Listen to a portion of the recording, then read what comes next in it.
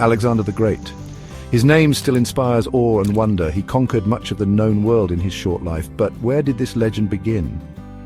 Alexander was born in Pella, the capital of Macedon. The year was 356 BCE. His father was King Philip II, a fierce warrior and ambitious ruler. His mother was Olympias, a woman of extraordinary beauty and fiery spirit. Legend claimed she descended from Achilles, the greatest hero of the Trojan War. Alexander's birth was surrounded by omens and portents. On that very day, a great horse chariot race was held at the Olympic Games. King Philip's horses won a stunning victory. The king received another piece of incredible news. His general Parmenion had crushed the Illyrians in battle. With his enemies defeated and his prestige at its peak, Philip's joy knew no bounds. The news of Alexander's birth spread like wildfire. People whispered that he was destined for greatness. Some even claimed he was the son of Zeus himself. The king received many lavish gifts for his newborn son, but one gift stood out among the rest. It was a magnificent foal, a colt of unmatched speed and spirit. Philip named him Bucephalus, meaning ox head, a fitting name for such a powerful animal. However, young Alexander's childhood was not all triumph and celebration.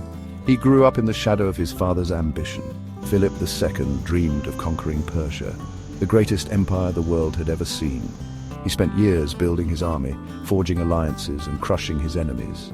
Alexander watched his father's every move. He yearned to prove himself worthy of his legacy.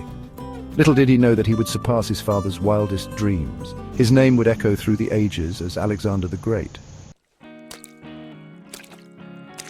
As Alexander grew older, King Philip sought the best tutor in all of Greece for his son. He found this man in Aristotle, a philosopher and scientist of unparalleled brilliance. Aristotle had studied under Plato, who in turn had learned from the great Socrates. This lineage represented the pinnacle of Greek thought.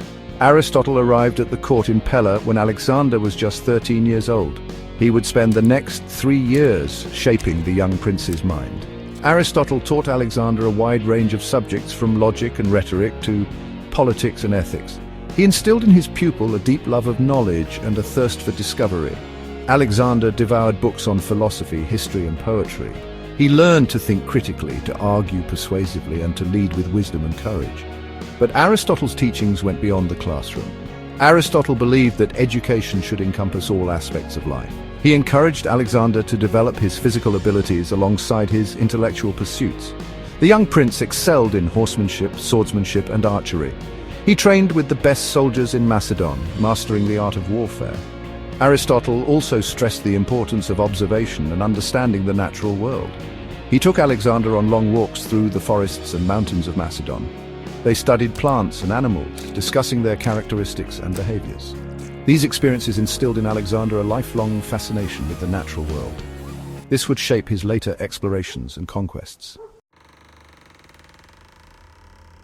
By the age of 16, Alexander had already proven himself a capable leader.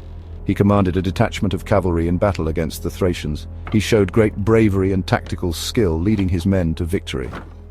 Philip was proud of his son's accomplishments. However, their relationship was complex and often strained.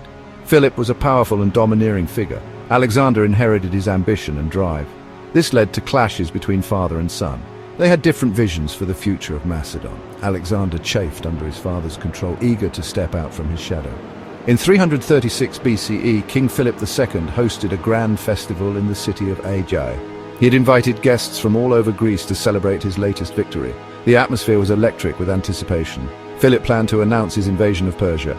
This was the culmination of his life's work. On the day of the festival, Philip processed into the theatre surrounded by his guards and courtiers. He wore a golden crown and a purple robe, symbols of his power and authority. Alexander walked beside him, his face a mask of pride and apprehension.